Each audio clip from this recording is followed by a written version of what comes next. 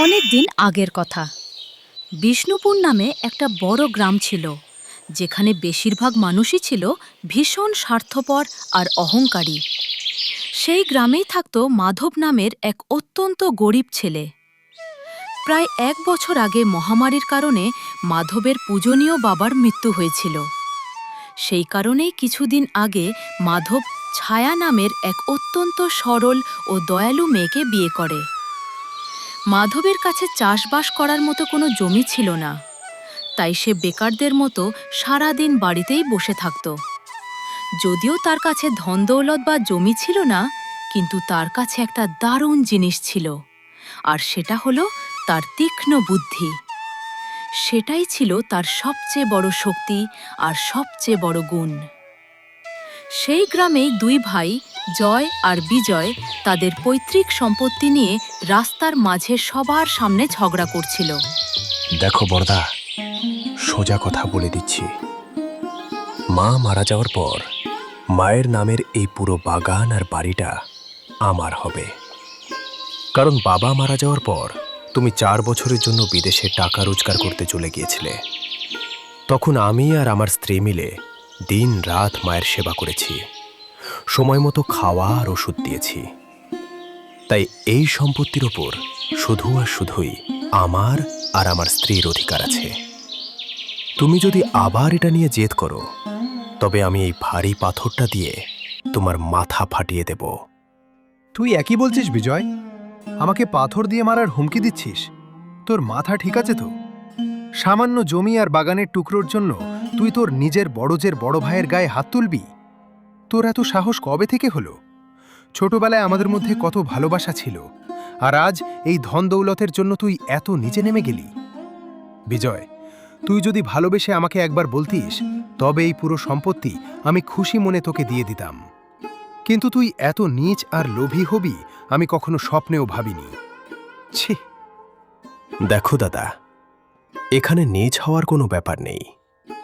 পকেটে যখন কোড়কোড়ে নোট থাকে, তখন পুরো দুনিয়া সেলাম করে, আর তোমার মতো ভাইয়েরাও সম্মান দেয়।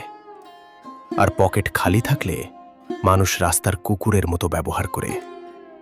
আমি চাই না কেউ আমাকে বা আমার স্ত্রীকে ফেলনা ভাবুক, আর ভবিষ্যতে আমাদের রাস্তায় রাস্তায় ভিক্ষা করতে হোক।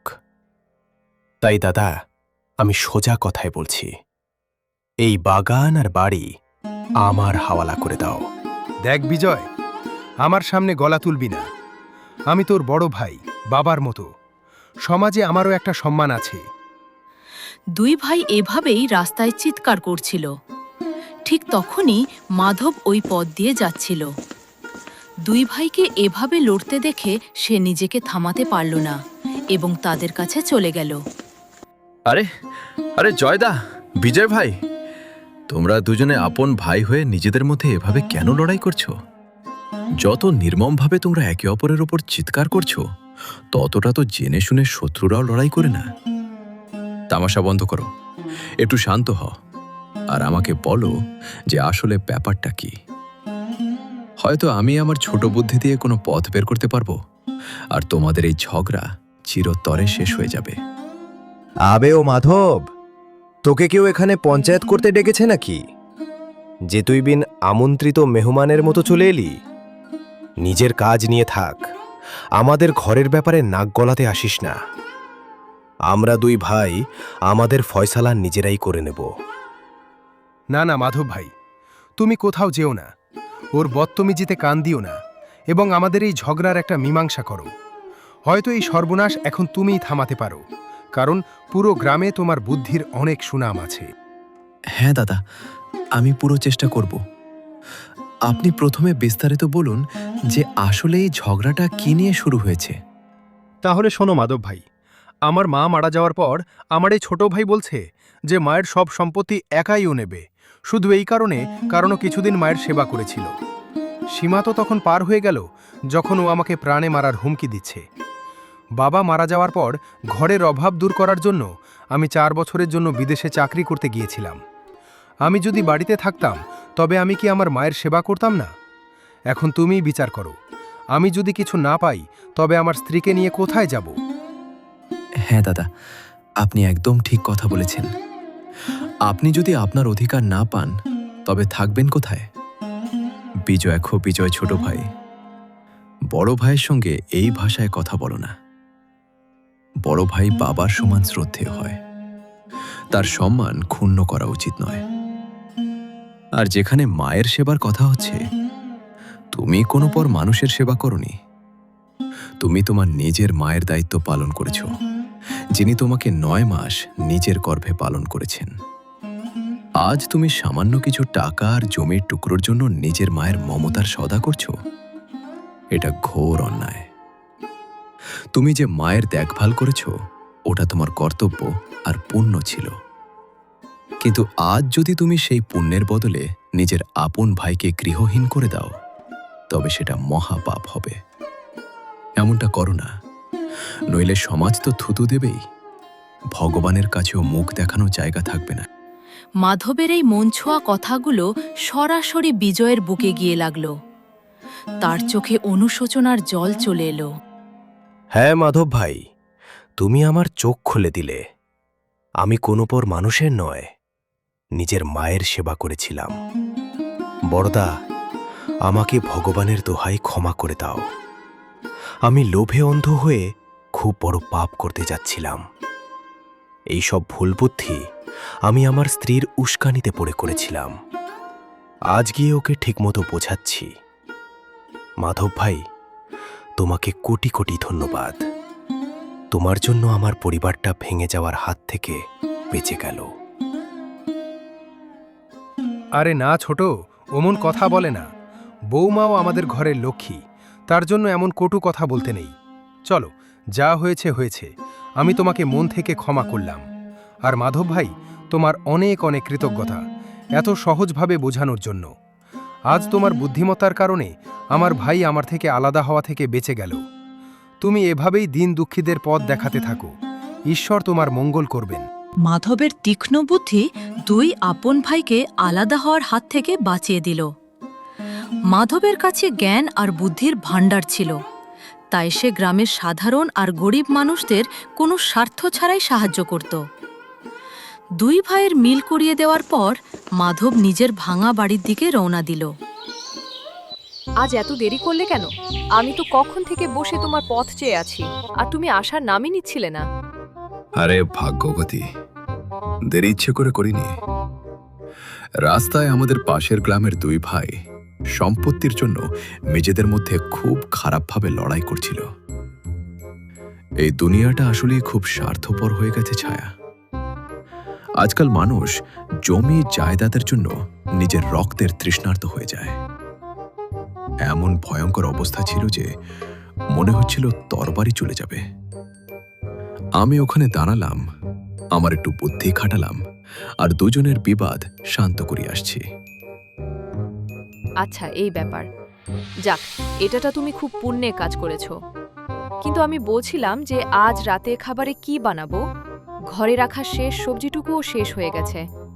রেশনের খুব দরকার, কিন্তু তুমি কোনো কাজকর্ম খুঁজছই না। এভাবে খালি বসে থাকলে আমাদের ঘর চলবে কি করে? তুমি দেখেছিলে না, পরশু যখন জোরে ঝড় বৃষ্টি এলো, তখন ছাদের ফুটো দিয়ে কিভাবে জল পড়ছিল? আমরা সারা রাত ঘুমাতেও পারিনি। যদি এই হাল থাকে, তবে বেঁচে থাকা মুশকিল হয়ে যাবে। আরে ভাগ্যবতী, আমি কি করব? বাবা হঠাৎ চলে যাওয়ার পর থেকে আমার তো ভাগ্যটাই যেন রুষ্ট হয়ে গেছে। না হাতে একটা পয়সা আছে, না কারো সাহায্য পাচ্ছি। আমাদের কাছে এত টাকাও নেই যে একটা ছোট মুদি দোকান বা ব্যবসা শুরু করতে পারি। আর জমিও নেই যে লাংলো চালিয়ে দুমুঠো অন্ন জোগাড় করব। যাই হোক, ধৈর্য ধরো, দেখি ঈশ্বর কি পথ দেখান। আমার কাছে বুদ্ধি তো আছে, কিন্তু কপালে টাকার খুব অভাব। আজ যা রুখু সুখু আছে সেটাই বানিয়ে নাও। কাল সকালে সূর্য উঠতেই নতুন কিছু ভাবব। ওদিকে গ্রামের অন্য প্রান্তে একজন খুব বড় ধনী কাপড়ের ব্যবসায়ী বিক্রম নিজের মাথা ধরে রাস্তায় হতাশ হয়ে বসেছিলেন। তখনই কালকের বড় ভাই জয় ওই পথ দিয়ে যাচ্ছিলেন। আরে সেঠজি, আপনি এত বড় ব্যবসায়ী হয়ে এভাবে রাস্তায় উদাস মুখ করে কোথায় যাচ্ছেন? আপনাকে এই অবস্থায় আগে কখনো দেখিনি। আরে কি বলবো ভাই, আমি এই মুহূর্তে খুব বড় বিপদে পড়েছি। তোমাকে কি বলবো, এই চিন্তায় রাতের ঘুম আর দিনের শান্তি গায়েব হয়ে গেছে। বুঝতে পারছি না যে হঠাৎ আমার কাপড়ের পাইকারি ব্যবসায় এত বড় লোকসান কেন হতে শুরু করেছে। আগে তো সব খুব লাভে চলছিল, কিন্তু এখন দেউলিয়া হওয়ার উপক্রম হয়েছে। এটাই ভাবতে ভাবতে গলা দিয়ে ভাত নামে না। আচ্ছা, তো এই কথা সেঠজি, আপনার ব্যবসা মন্দা চলছে? তাহলে শুনুন, আপনার ব্যবসায় কোথায় গোলমাল হচ্ছে আর এই লোকসান কিভাবে লাভে বদলাবে এর সঠিক উপায় আমাদের গ্রামের মাধব দিতে পারে। ওর কাছে দারুণ বুদ্ধি আছে। ও আপনার এই বড় সমস্যা তুড়ি মেরে হাওয়া করে দেবে। একই, তুমি কি বলছো ভাই? সত্যি কি ওই সামান্য ছেলেটা আমার এত বড় ব্যবসায়িক সমস্যার সমাধান করতে পারবে? আরে সেঠজি, আমি 100 ভাগ সত্যি বলছি। কালকেরই কথা, আমার আর আমার ছোট ভাইয়ের মধ্যে পৈতৃক বাড়ি নিয়ে এমন ঝগড়া হয়েছিল যে আমরা একে অপরের প্রাণ নিতে উদ্যত ছিলাম। তখনই মাধব এলো, আর ও আমাদের বিবাদের গোড়াটা ধরে এমন শিক্ষা দিল যে আমাদের ঝগড়া এক পলকে শান্ত হয়ে গেল। ও খুব বুদ্ধিমান। আপনি কোনো দ্বিধা না করে একবার ওর সঙ্গে দেখা করুন। আমি গ্যারান্টি দিচ্ছি আপনার মুশকিল আসান হয়ে যাবে। আচ্ছা, তুমি যখন এত জোর দিয়ে বলছো, তাহলে আমি কাল সকালের প্রথম আলোর সঙ্গেই মাধবের বাড়ি যাব। পরিকল্পনা অনুযায়ী পরের দিন সকালে ধনী ব্যবসায়ী বিক্রম খোঁজ করতে করতে মাধবের কুঁড়ে ঘরের সামনে পৌঁছে গেলেন। আরে ভাই, তোমার নামই কি মাধব? হ্যাঁ সেঠজি, আমার নামই মাধব। বলুন, আমার থেকে কি সেবা চান? আপনাকে দেখে মনে হচ্ছে আপনি কোনো বড় দ্বন্দ্বে আছেন। তাহলে তুমিই সেই মাধব যার বুদ্ধির চর্চা চারদিকে ছড়িয়ে পড়েছে। তাহলে শোনো ভাই, আমি কাপড়ের একটা খুব বড় ব্যবসায়ী। আমার একটা বড় কাপড়ের মিল আর গুদাম আছে, যেখানে বহু কারিগর কাজ করে। আগে আমার একমাত্র ছেলে এই পুরো কাজটা দেখত, আর আমরা লক্ষ লক্ষ টাকা আয় করছিলাম। কিন্তু কিছু মাস আগে আমার ছেলে এইসব কাজ ছেড়ে শহরে চলে গেছে, আর ওখানেই বিয়ে করে থিতু হয়েছে। যখন থেকে ছেলে শহরে গেছে, আমার ব্যবসায় শুধু আর শুধুই লোকসান হচ্ছে। আমার বুদ্ধির বাইরে যে এমন কেন হচ্ছে? যদি আর কিছুদিন এমন চলে, তবে আমার পুরো সাম্রাজ্য মাটিতে মিশে যাবে। তুমি তোমার বুদ্ধি দিয়ে এর কোনো উপায় বের করো, যাতে আমার কাজ আগের মতো চাঙ্গা হয়ে ওঠে। আর হ্যাঁ, যদি কাজ হয়ে যায়, তবে আমি তোমাকে এর বদলে পুরো 1000 টাকা নগদ পুরস্কার দেব। ব্যবসায়ী বিক্রমের পুরো কথা শুনতেই মাধবের তীক্ষ্ণ বুদ্ধি বুঝে গেল যে আসল সমস্যা কোথায়। দেখুন সেঠজি, আমি গ্রামের গরিব আর অসহায় মানুষদের সাহায্য সব সময় বিনামূল্যে করি। কিন্তু এই মুহূর্তে আমার ঘরের আর্থিক অবস্থা খুব খারাপ। ছাদ দিয়ে জল পড়ে আর খাবারের খুব অভাব। তাই আপনি যদি নিজের ইচ্ছায় কিছু পারিশ্রমিক দেন, তবে আমি অস্বীকার করব না। আমি আপনার সমস্যার সমাধান জেনে গেছি। আমার কথা খুব মন দিয়ে শুনুন। বলো মাধব, আমাকে কি করতে হবে? আপনাকে আগামী 5 দিন পর্যন্ত টানা রোজ সকাল ঠিক 5টায় উঠতে হবে। একদিন আপনাকে আপনার কাপড়ের মিলে যেতে হবে, আর পরের দিন আপনার কাপড়ের গুদামে যেতে হবে। এভাবেই অল্টারনেট করে 5 দিন ধরে সকাল সকাল ওখানে চক্কর লাগাতে হবে। আর 6ষ্ঠ দিন সকালে আপনি আমার কাছে আসবেন। আপনি আপনার সমস্যার উত্তর নিজেই পেয়ে যাবেন। মাধবের এই অদ্ভুত কথা শুনে ব্যবসায়ী বিক্রম একটু অবাক হলেন। তিনি বুঝতে পারলেন না যে ব্যবসার লোকসানের সঙ্গে সকাল 5টায় ওঠার কি সম্পর্ক। কিন্তু মাধবের বুদ্ধির কদর পুরো এলাকায় ছিল, তাই ব্যবসায়ী তার কথা মানার সিদ্ধান্ত নিলেন। ঠিক আছে মাধব, তুমি যেমন বললে আমি ঠিক তেমনটাই করব। কাল থেকেই সকাল 5টায় উঠে আমার মিল আর গুদাম পরিদর্শন করব। এই নাও, অ্যাডভান্স হিসেবে 500 টাকা রাখো। বাকি 500 টাকা কাজ শেষ হওয়ার পর দেব। ব্যবসায়ী মাধবকে 500 টাকা দিয়ে চলে গেলেন। মাধব টাকা নিয়ে ঘরে আসতেই ছায়ার খুশির সীমা রইল না। আরে বাহ গো, এতগুলো টাকা তোমার হাতে কোথা থেকে এলো? এবার তো আমি ঘরের জন্য অনেক রেশন আর সবজিও নিয়ে আসব, আর যেখানে যেখানে ছাদে ফুটো আছে ওটাও ঠিক করিয়ে নেব। ভাগ্যবতী, শহরের এক বড় কাপড়ের ব্যবসায়ী এসেছিলেন। তিনি এই টাকা দিয়েছেন আর বদলে আমার থেকে একটু বুদ্ধি ধার নিয়েছেন। মাধব আর ছায়া দুজনেই খুব খুশি ছিল, কারণ যে সময় তাদের টাকার সবচেয়ে বেশি প্রয়োজন ছিল ঠিক সেই সময়েই ভগবান তাদের কথা শুনেছিলেন। ওদিকে ব্যবসায়ী বিক্রম নিজের আলিশান বাড়ি ফিরে এই চিন্তাতেই ডুবেছিলেন যে তিনি সকাল 5টায় কিভাবে উঠবেন, কারণ বিক্রম স্বভাবগতভাবে খুব অলস ছিলেন। যখন তার ছেলে এখানে ছিল, সে নিজেই সকাল সকাল উঠে সব সামলে নিত, আর ব্যবসায়ী মশাই আরামে 10টা পর্যন্ত ঘুমাতেন। এটাই ভাবতে ভাবতে রাত হয়ে গেল এবং শেঠজি নরম বিছানায় ঘুমিয়ে পড়লেন, লাইটস আউট। হে ভগবান, ঘড়িতে সকাল 10টা বেজে গেছে। আজ তো আমাকে 5টায় উঠতে হতো। আমিও কত অলস আর আরামপ্রিয়। যাই হোক, আজ যা হয়েছে যে হয়েছে, কিন্তু কাল আমি যে কোনো মূল্যে সকাল 5টায় উঠে দেখাবো। তাতে আকাশ ভেঙে পড়লেও কুছ পরোয়া নেই। পরের রাতে ব্যবসায়ী পুরো সংকল্প নিয়ে ঘুমালেন এবং এবার তার অ্যালার্ম কাজ করে গেল। তিনি ঠিক সকাল 5টায় উঠে পড়লেন। বিছানা ছেড়ে তিনি সোজাসুজি নিজের কাপড়ের মিলের দিকে রওনা দিলেন। প্রথম দিন যখন ব্যবসায়ী বিক্রম সকাল সকাল নিজের কাপড়ের মিলে পৌঁছলেন, তখন ওখানকার দৃশ্য দেখে তার পায়ের তলা থেকে মাটি সরে গেল। তিনি দেখলেন যে তার প্রধান ম্যানেজার মিলের দামি সুতো আর দামি কাপড় লুকিয়ে এক বাইরের ভাঙাড়িওয়ালাকে কম দামে বিক্রি করে দিচ্ছে।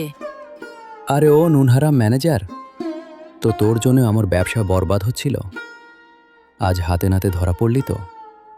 এই বেইমানি করার আগে তোর হাত কাঁপল না? যে মজুরদের জোরে আমার মিল চলে, তুই তাদের হক মেরে চুরির মাল বিক্রি করছিলিস। ভালো হয়েছে যে আমি আজ সকাল সকাল এখানে চলে এলাম, নইলে তুই তো আমাকে রাস্তায় বসিয়ে দিতিস।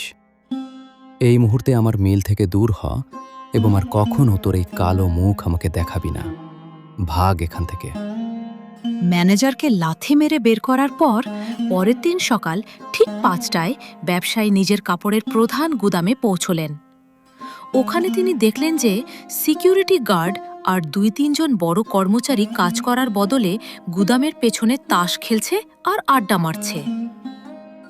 বাহ রে আমার বিশ্বস্ত কর্মচারীরা, বাহ! আমি তোমাদের প্রতি মাসে হাজার হাজার টাকা মাইনে এই জন্য দিই যাতে তোমরা আমার গুদামে এসে তাসের বাজি লাগাও। এবার বুঝতে পারলাম যে গুদামের মাল সময়ে বাজারে কেন পৌঁছাতো না আর ইঁদুরে কাপড় কেন কাটছিল। বের হও এই মুহূর্তে আমার গুদাম থেকে। আজকের পর এখানে পা রাখবে না, আর গত সপ্তাহের একটা টাকাও তোমরা পাবে না। যাও এখান থেকে। এবার ব্যবসায়ী বিক্রমের কাছে সব কথা আয়নার মতো পরিষ্কার হয়ে গেল। যখন তার ছেলে এখানে ছিল, সে নিজে সকাল 5টায় উঠে মিল আর গুদামের কড়া নজরদারি করত, যার ফলে সব কর্মচারী সততার সঙ্গে কাজ করত। ছেলে চলে যাওয়ায় ব্যবসায়ীর অলসের কারণে কর্মচারীদের পোয়াবারও হয়েছিল। মাধব তাকে 5টায় উঠতে এই জন্যই বলেছিল যাতে সে নিজের চোখে সত্যিটা দেখতে পায়। সত্যি, মাধব আমার মিলে পা না দিয়েই আমার চোখ খুলে দিল। এবার আমি সৎ কর্মচারী রাখব আর রোজ সকালে নিজে তদারকি করব। এমনিতেও এখন তো আমার সকালে তাড়াতাড়ি ওঠার অভ্যাস হয়ে গেছে। পরের দিন ব্যবসায়ী বিক্রম খুব খুশি হয়ে মাধবের সঙ্গে দেখা করতে এলেন। আরে বাহ মাধব ভাই, তোমার বুদ্ধির কোনো তুলনা হয় না। তুমি কোনো তন্ত্রমন্ত্র না করেই আমার এত বড় ব্যবসায়িক সমস্যার সমাধান তুরিতে করে দিলে। তোমার জন্য আজ আমার ডুবতে বসা ব্যবসা আবার লাভে চলে এসেছে। এই নাও, কথা মতো বাকি 500 টাকা। সেঠজি, আমারও এই বিষয়ে খুব আনন্দ হচ্ছে যে আমার সামান্য বুদ্ধি দিয়ে আপনার কোটি কোটি টাকার ক্ষতি হওয়া বেঁচে গেল। আমার কাছে এটাই সবচেয়ে বড় পুরস্কার। মাধব, তোমার মতো তীক্ষ্ণ বুদ্ধি আমি আজ পর্যন্ত দেখিনি। তুমি ঘরে বেকার বসে থাকো কেন? তুমি বাজারে একটা পাকাপোক্ত দোকান খুলে নাও না কেন, যেখানে তুমি মানুষের সমস্যার সমাধান তোমার বুদ্ধি দিয়ে করবে, আর বদলে তারা তোমাকে ফিস দেবে। এতে তোমার জীবন সুধরে যাবে। সেঠজি, আপনার পরামর্শ তো খুব ভালো। আর আমিও এমনটা করতে চাই, কিন্তু একটা দোকান ভাড়া নিতে আর সেটা চালাতে আমার কাছে পুঁজি নেই। তাহলে শোনো, সেই দোকানের জায়গার ভাড়া আর সব খরচ আমি দেব। বদলে দোকান থেকে হওয়া মোট আয়ের 70% তোমার হবে আর 30% আমার। আর হ্যাঁ, সেই দোকানের বোর্ডে বড় বড় অক্ষরে লেখা থাকবে বুদ্ধির দোকান। পরিকল্পনা তো খুব সুন্দর শেঠজি, কিন্তু আমারও একটা আবশ্যিক শর্ত আছে। বলো মাধব, তোমার কি শর্ত? আমার দোকানে যত গরিব, অসহায় বা লাচার মানুষ নিজের সমস্যা নিয়ে আসবে, আমি তাদের থেকে একটা টাকাও নেব না। তাদের বুদ্ধি একদম বিনামূল্যে দেওয়া হবে। বলুন, এতে আপনার কোনো আপত্তি নেই তো? চলো, তোমার এই দয়ালু শর্ত আমার মঞ্জুর। যদিও এতে তোমার লাভ একটু কম হবে, কারণ গ্রামে বেশিরভাগ মানুষ গরিবই। তবে তোমার যেমন ইচ্ছে, কাল সকাল থেকে তুমি নতুন দোকানে বসতে শুরু করো। ব্যবসায়ের সাহায্যে মাধব বাজারের মাঝখানে বুদ্ধির দোকান খুলে ফেলল। শুরুতে মাধবের একটু দ্বিধা আর ভয় লাগছিল যে সত্যিই কি মানুষ বুদ্ধি কিনতে তার দোকানে আসবে। হে ঈশ্বর, ব্যবসায়ী সেটের কথায় আমি দোকান তো খুলেছি, কিন্তু কারো কি আমার বুদ্ধির প্রয়োজন হবে? এখন তো আমার আর ছায়ার সংসার এই দোকানের উপরে টিকে আছে। লাজ রেখো প্রভু। মাধব এখনও এটাই ভাবছিল যে তখনই একজন চিন্তিত চাষি নিজের সমস্যা নিয়ে ওখানে এলো। মাধব তার পুরো কথা শুনল আর এক পলকে এমন সঠিক উপায় বলল যে চাষি খুশি হয়ে তাকে টাকা দিয়ে গেল। দেখতে দেখতে কথা পুরো এলাকায় ছড়িয়ে পড়ল আর মাধবের বুদ্ধির দোকানের বাইরে মানুষের লাইন লেগে গেল। সকাল থেকে সন্ধে কখন হয়ে যেত মাধব টেরি পেত না। কিছু ধনী মানুষ তাকে ভালো ফিস দিত, তো কিছু গরিব মানুষ টাকা না দিয়েও নিজের সমস্যার সমাধান পেয়ে মাধবকে অনেক দোয়া দিত। সন্ধে 4টে বেজে গিয়েছিল। আরে বাহ, সত্যি ভগবান, তুমি তো আমার ডাক শুনে নিলে। আমি কখনো ভাবিনি যে মানুষের আমার বুদ্ধির এত প্রয়োজন পড়বে। আজ তো প্রথম দিনেই পুরো 1000 টাকা আয় হয়েছে। এর থেকে 300 টাকা আমাকে সেঠজিকে দিতে হবে। তখনই কাপড়ের ব্যবসায়ী বিক্রম হাসি মুখে দোকানের ভেতরে পা রাখলেন। বলো মাধব ভাই, আজ প্রথম দিন কেমন কাটলো? তোমার বুদ্ধির দোকান কেমন চলল? সেঠজি, আপনার কৃপায় কাজ খুব দারুণ হয়েছে। আজ প্রথম দিনেই 1000 টাকা লাভ হয়েছে। আপনাকে লক্ষ লক্ষ ধন্যবাদ যে আপনি আমার মতো গরিবকে এই পথ দেখিয়েছেন। এই নিন, শর্ত অনুযায়ী আপনার 300 টাকা। আরে না মাধব, এখন এই টাকাগুলো তোমার কাছেই রাখো। আজ তোমার প্রথম দিন, আর এই সব তোমার অনন্য বুদ্ধি আর কঠোর পরিশ্রমের ফল। আমি তো শুধু একটা মাধ্যম হয়েছি। তুমি পুরো 1 মাস পর আরামে আমার অংশ দিয়ে দিও। তোমাকে দেখলে আমার নিজের ছেলের কথা মনে পড়ে। সেঠজি, আপনি আমাকে আপনার ছেলেই ভাবুন। আমি এভাবেই পুরো সততার সঙ্গে পরিশ্রম করতে থাকব আর সমাজের সেবা করব। সময়ের চাকা ঘুরতে থাকলো আর মাধবের বুদ্ধির দোকানের ব্যবসা দিন দিন অনেক উন্নতি করতে লাগলো। এখন মাধবের কাছে শুধু সম্মানই ছিল না, বরং তার দারিদ্র্য চিরতরে দূর হয়ে গিয়েছিল। গল্পের শিক্ষা। এই গল্প থেকে আমরা এই অমূল্য শিক্ষা পাই যে কঠোর পরিশ্রম, গভীর সূঝবুঝ আর সঠিক সময়ে নেওয়া সঠিক সিদ্ধান্ত মানুষের পুরো ভাগ্য বদলে দিতে পারে। জ্ঞান আর বুদ্ধি সংসারের সবচেয়ে বড় শক্তি। যে মানুষ নিজের জ্ঞানের ব্যবহার কোনো স্বার্থ ছাড়া অন্যের ভালোর জন্য করে, সে জীবনে সত্যিকারের সাফল্য আর মানসিক শান্তি অবশ্যই পায়।